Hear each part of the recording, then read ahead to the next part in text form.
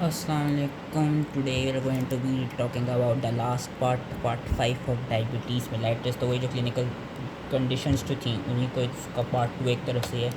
Diabetic macrovascular disease, diabetic macrovascular disease they result due to endothelial dysfunction, atherosclerosis हो जाता है। मैक्रोवैस्कुल्स the name suggest की ज़्यादातर medium और large size arteries specifically aorta के level पर एथीरोस्क्लेरोसिस होता है, जिसकी वजह से क्या होता है, इसकी वजह से मायोकार्डियल इंफार्क्शन कॉज हो जाता है, which is one of the most common cause of death in diabetic patients.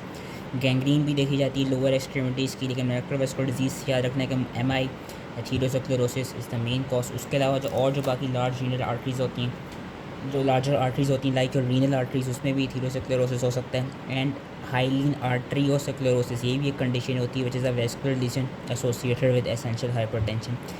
इसमें बेसिकली अमोर्फस हाइलीन थिकनिंग हो जाती है of the wall of arterioles, hence the name arteriosclerosis and it causes narrowing of the lumen. अगर micro angiopathies की बात करें, so due to diffuse thickening of the basement membrane, जो micro vessels होती हैं like your capillaries of skin, skeletal muscles, retina, renal glomeruli, renal medulla की जो small vessels होती हैं उनमें डिफ्यूज थिकनिंग होती है बेसमेंट मेम्ब्रेन की वजह से, जिसमें कोई ना कोई पैथोलॉजिकल फीचर्स फिर हमको मिलता है। या कुछ non vascular structures like renal tubules, बोमेंस capsules, peripheral nerves, placenta, इनमें भी वो जो डिफ्यूज थिकनिंग होती है बेसमेंट मेम्ब्रेन की एंडोथेलियम की, उससे रिलेटेड पैथोलॉजी से हमें इस पार्ट पोर्शन में मिलती हैं। और जो कैपिलरीज होती हैं डायबिटिक पेशेंट्स की, there are more leakier to your plasma proteins के, ज़्यादा प्लाज्मा प्रोटीन्स इनसे लीक कर जाती हैं। और डायबिटिक नेफ्रोपैथी का ये देखा गया है कि kidneys after heart, kidneys are the prime targets, renal failures the second most cause of death, इसमें एंड स्टेज रीनल डिजीज़ आ जाती है। 3 तरह के लीजन्स इनकाउंटर होते हैं किडनीज में, glomerular lesion, renal vascular lesion जो आर्टरियोस्क्लेरोसिस होता है, एंड पाइलोनेफ्राइटिस। अब जो ग्लोमेरुलर लीजन्स हैं वो फर्दर 3 में डिवाइड हुए हैं: capillary basement membrane thickening, diffuse mesangial sclerosis and nodular glomerular sclerosis, जिनसे ज़्यादातर एमसीक्यूज आते हैं। कैपिलरी बेसमेंट मेम्ब्रेन थिकनिंग का देखा गया कि as the name suggest there is wide spread thickening of the glomerular capillary basement membrane, जो कि हमें ऑनसेट ऑफ टाइप 1 डायबिटीज़ के 2 ईयर्स बाद मिल जाती है, and by 5 years it can amount to 30% increase. There is mesangial widening and thickening of the tubular basement membrane. Diffuse mesangial sclerosis states के there is basically diffuse increase in the mesangial matrix की deposition होने लग जाती है, and that matrix is PAS positive periodic acid शिस्टेन के लिए positive होता है। मैसेंजर मैट्रिक्स के जो डिपॉजिट होते हैं they might take on nodular appearances. Lastly जो हम नोडुलर ग्लोमेरुलर स्क्लेरोसिस की बात करते हैं, उसमें ये देखा गया है कि उसमें ओवॉइड या spherical laminated PAS positive nodules मिलते हैं हमें मैट्रिक्स के, which are situated in the periphery of the glomerulus, and they lie within the mesangial core of the glomerular lobules, surrounded by patent peripheral capillary loops। ये जो loops हैं markedly dilated होते हैं। nodules would show feature of mesangial lysis के there would be disruption of anchoring interactions between the capillaries and the mesangial stalks, and due to this there is formation of capillary microaneurysms। Even जो uninvolved lobules होते हैं glomeruli के, उनमें भी हमको messenger sclerosis के lesions मिल रहे होते हैं।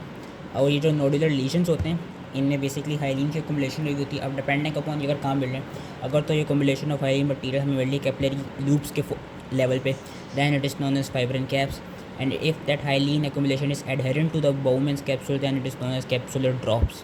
एफरेंट और ईफरेंट दोनों आर्टरियोल्स को अफेक्ट करते हैं। किडनी में it become ischaemic, it develops tubular atrophy, there is interstitial fibrosis, renal atherosclerosis भी हो जाता है और आर्टेरियोस्क्लेरोसिस भी हो जाता है, जो कि हमें वेस्कुलर लीजन मिल जाता है, एंड इवेंचुअली पाइलोनेफ्राइटिस भी मिलता है, विच इज़ एक्यूट या chronic inflammation of the kidneys usually begins in the interstitial tissues and spreads to the affected tubules. अगर हम डायबिटिक ऑकुलर कॉम्प्लिकेशंस की बात करें तो आइज़ में ज़्यादातर कैटरेक्ट एंड ग्लाउकोमा फॉर्मेशन होती है, and pre proliferative and proliferative diabetic retinopathies देखी जाती हैं रेटिना के लेवल पे। न्यूरोपैथीज़ भी हमें मिलती हैं, पेरिफेरल नर्वस सिस्टम की नर्व्स डैमेज होने लग जाती हैं। तो ये काफ़ी सारी क्लिनिकल फीचर्स हैं जो हमको डायबिटीज़ के केस में मिलते हैं। अगर हम बात करें clinical manifestation of chronic diabetes, तो ये देखा गया कि दोनों टाइप 1 और टाइप 2 जितने भी ये जो सारी मैनिफेस्टेशंस हैं, जितनी भी डिजीज़ हमने पढ़ी हैं, they all occur in the long term effects of diabetes usually after 15 to 20 years after the onset of hyperglycemia, then हमको ये सारी कंडीशंस मिलती हैं।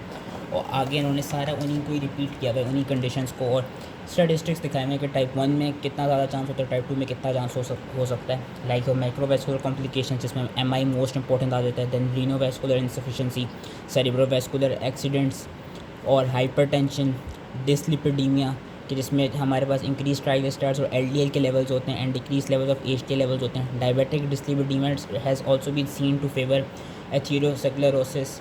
उसके अलावा डायबिटिक नेफ्रोपैथी की अगर बात की जाए तो it leads to end stage renal disease कि ये देखा गया है कि जो टाइप 1 डायबिटिक होते हैं उनमें ज़्यादातर डेवलप या they're more likely to develop end stage renal disease. And ये देखा जाता है कि the progression of overt nephropathy to end stage renal disease by 20 years 75% patients of type 1 diabetic में हो जाता है, whereas 20% patients of type 2 diabetes में होता है। मतलब कि जो टाइप 2 डायबिटीज़ वाले पेशेंट्स हैं उनमें इवन तो उनमें भी ये सारी डिजीज़ होती हैं, उनमें भी सारे डेंजरस इफेक्ट्स आते हैं, लेकिन compare to type 1 diabetic patients उनमें थोड़ा कम वो चांस होता है या कम स्टेटिस्टिक्स शो करते हैं। उसके अलावा अगर माइक्रो एल्बुमिनीमिया की बात की जाए तो टाइप 1 डायबिटिक्स में ज़्यादा होता है, 80% पेशेंट्स को मिलता है compare to 20 to 40 patients of type 2 diabetes.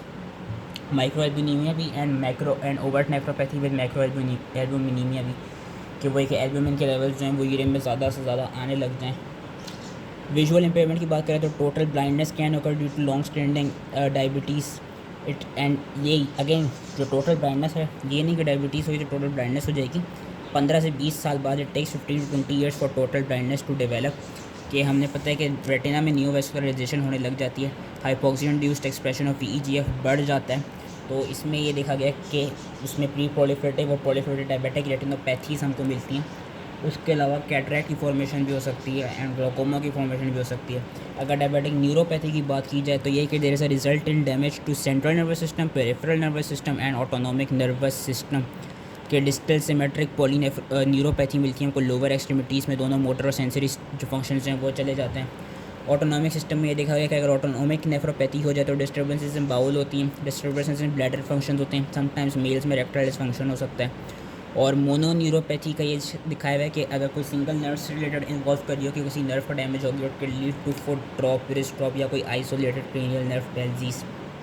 Lastly जो डायबिटिक पेशेंट्स होते हैं they are more susceptible to infection of skin and to tuberculosis and to pneumonia and pyelonephritis. Main चीज़ जो इनकी लोअर फुट में देखी जाती है वो गैंग्रीन फॉर्मेशन देखी जाती है लोअर टो में, कि गैंग्रीन की फॉर्मेशन होती है which can lead to bacteria और उसकी वजह से भी अगर बहुत ज़्यादा बैक्टीरिया हो जाए तो it can also lead to death. And यही है कि इन पेशेंट्स में ये भी देखा जाता है कि there is decrease neutrophil function and impaired cytokine production by macrophages, क्योंकि जो अभी हमने पढ़ा था कि जो वो होती है बेसमेंट मेम्ब्रेन होती है एंडोथीलियम की स्पेशली, वो इतनी ज़्यादा थिकंड हुई हुई होती है कि इसकी वजह से कीमोटैक्सिस वाले फंक्शंस प्रॉपर्ली नहीं हो पा रहे होते। तो ये सारे क्लिनिकल फीचर्स थे which are related to diabetes and by this हमारा डायबिटीज़ का चैप्टर पूरा हो गया। इसका ये है कि जितने भी फीचर्स हैं जो लॉन्ग टर्म कॉम्प्लिकेशंस हैं डायबिटीज़ की वो अगर हम यहाँ से याद कर लें तो भी I believe it is more than enough. Kidney के लिस्ट पे भी इन्होंने तीनों चीज़ें बताई हैं, नेफ्रोस्क्लेरोसिस की, मैक्रोवैस्कुलर डिजीज़ भी बताई हैं, रेटिनोपैथी बताई हैं, माइक्रोवैस्कुलर डिजीज़ भी बताई हैं। टाइप 1 डायबिटीज़ में और टाइप 2 डायबिटीज़ में इंसुलेटिस माइलॉइड फॉर्मेशन बताई गई है और गैंग्रीन और इन्फेक्शन की फॉर्मेशन, पेरिफेरल न्यूरोपैथीज भी बताई हैं। So that was all related to diabetes mellitus. I hope पूरा चैप्टर इजी से समझ आ गया हो एंड थैंक यू।